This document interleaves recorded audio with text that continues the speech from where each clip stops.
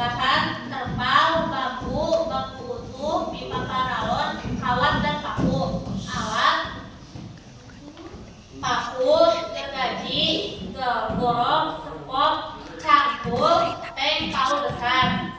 Wadah budidaya ikan konsumsi. Setelah mengetahui dan mengamati jenis desain dan konstruksi wadah budidaya, tahap selanjutnya adalah menyiapkan wadah untuk budidaya ikan konsumsi. Persiapan wadah budidaya meliputi pengeringan dasar kolam, perbaikan tomotong, pengolahan dasar kolam, perbaikan saluran air, pemupukan, pengapuran, dan pengisian air kolam.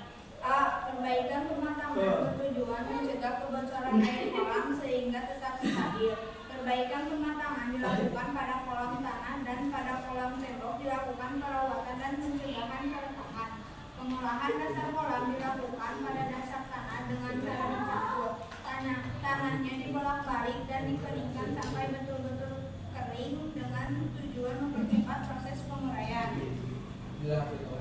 C.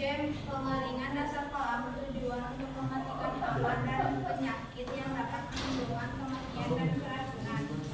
D. Pengapuran dilakukan dengan tujuan untuk menstabilkan keasaman tanah dan air kolam serta membunuh bibit penyakit. Jenis kapur yang digunakan adalah kapur pertanian atau kapur aktif. Pembukaan dilakukan dengan tujuan untuk meningkatkan kesuburan kolam, menumbuhkan fitoplankton dan zooplankton sebagai pakan alami. Dengan ini pupuk yang digunakan adalah pupuk kamu dan muatan saat menumbuhkan kondisi kolam sudah diairi kurang lebih 30 cm. F. Pengisian air kolam dilakukan saat batas yang diinginkan dan diatur kurang lebih 4-7 hari. Hal ini dilakukan dengan tujuan untuk menumbuhkan pakan alami dengan sempurna. Ketinggian kolam berkisar di kolam, bahkan lebih besar sementara ikan maka tinggi kolam berkisar 1 meter sampai 1,2 meter.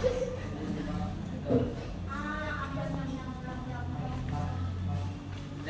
Pemeliharaan ikan konsumsi. Setelah kamu melakukan praktik pembuatan wadah budidaya ikan, maka saatnya kamu melakukan budidaya ikan konsumsi. Kamu dapat memanfaatkan wadah budidaya yang sudah dibuat pada pembelajaran sebelumnya untuk kegiatan budidaya pembesaran ikan. Pilihan ikan lele merupakan contoh. Ikan lele merupakan ikan konsumsi yang mudah dibudidayakan di kolam bak terpal atau plastik dengan tempat terbakar.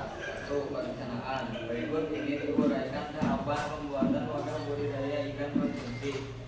Berilah bak terpal atau plastik hanya salah satu contoh yang dapat diaplikasikan pada lahan luas maupun sempit.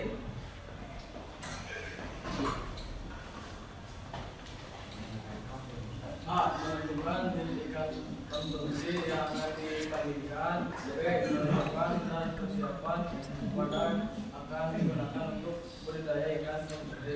Desain dan konstruksi wadah budidaya ikan konsumsi. C. Menentukan jadwal kegiatan budidaya. D. Menyiapkan kebutuhan sarana dan bahan. E. Menentukan tugas individu. 2. Menyiapkan sarana produksi bahan. A. Benih ikan lele ukuran 5-8 cm. B. Pakan ikan alami dan buatan serta pakan tambahan. C. Obat-obatan. D. Vitamin atau probiotik. Alat: A. Timbangan dan garis. B. Alat atau baskom genetik. C. Spesial atau saringan. 3. Proses budidaya pembesaran ikan konsumsi. Pembesaran ikan